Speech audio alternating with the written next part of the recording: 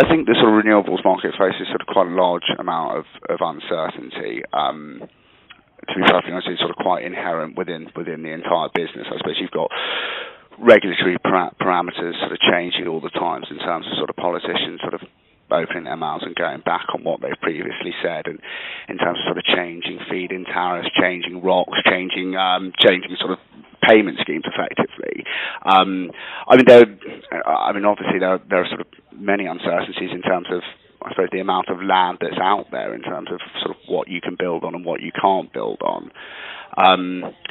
All of which sort of make sort of commercial sort of viability sort of questionable, and it makes it quite a sort of risky business ultimately. I think sort of lastly, you've got the sort of uncertainty of actually sort of building out a project. You've got the sort of problem of weather, which nobody can sort of account for the weather, and that can sort of scupper up a time frame, to the tune of months, and sort of consequently to the tunes of sort of millions and millions of pounds. I suppose ultimately there's no accounting for the weather. There's no accounting for sort of what politicians are going to say and how they're going to sort of bend and change regulations. So ultimately the industry is very uncertain. The rewards are great. I suppose that's one of the reasons sort of companies get involved in it, because you're effectively sort of taking that risk, and it's the risk reward to the sort of uncertainty that you get out of the business. And how would one go about protecting themselves against these uncertainties? I mean, there are various sort of things you can do, I suppose, in terms of a build-out program. With the best will in the world, nobody can sort of stick to a build-out program exactly, and ultimately you can't necessarily trust your manufacturers to be able to stick to their promises as well. Typically, all of these sort of bits of kit, sort of solar panels, turbines, AD plants, pretty much everything you can think of is manufactured either in mainland Europe or in China or Japan, quite a lot in Denmark as well. So there are sort of simple structures in terms of sort of currency exposure that you can manage.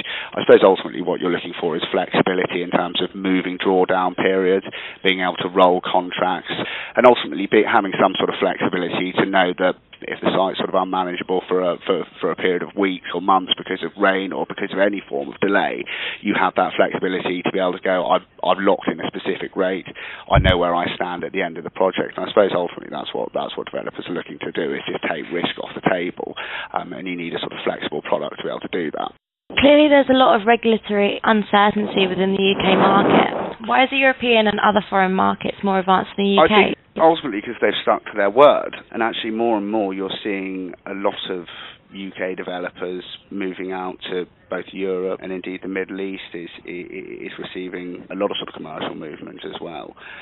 I mean, ultimately, we came up with a sort of scheme of 20% by 2020. Now, the UK government have consistently moved the goalposts in terms of ROCs and feed-in tariffs, whereas most of the Eurozone have actually kept to their promises. Consequently, you can take a hell of a lot of risk off the table by going, stop working in the UK, go and work somewhere else. Similarly, in sort of developing markets, although the infrastructure there is not necessarily as good, there's a hell of a lot of cash being pumped into places like India, where the infrastructure is being improved sort of that much that actually it's worth taking the risk to actually move out there, and I suppose the commercial opportunities are that much better. I mean, the UK market's certainly not sort of entirely dead, and there's still a hell of a lot of mileage there. You can there's still a lot of money to be made through developing projects in the UK. It'll be interesting, certainly, seeing sort of when what happens with Poland when they actually get a fully fledged sort of policy in place. As I believe there's about 200 gigawatts waiting, sort of consented projects ready to be built out. So we'll definitely, over the sort of course of the next sort of few years, see a bit of a movement away from the UK and over to Europe, which will be sort of interesting to see.